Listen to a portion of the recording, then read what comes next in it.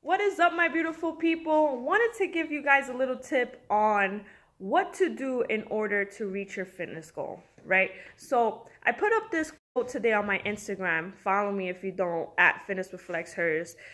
That says, strive for progress, not for perfection, right? So what do I take away from that?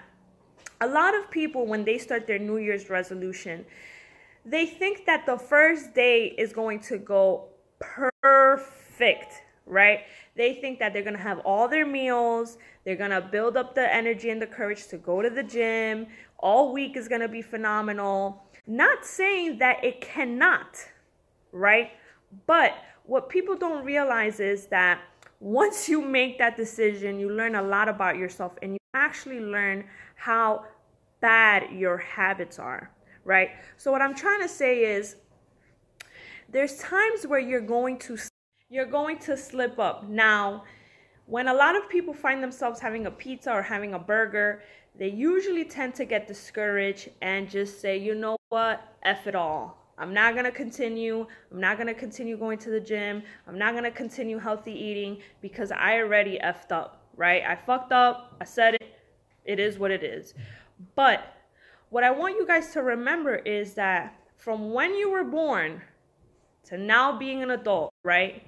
Nothing has come to you easy. When you learn how to walk, do you just get up one day as a baby and it's like, you know what, fuck this crawling shit, I'm just gonna get up and walk across the room?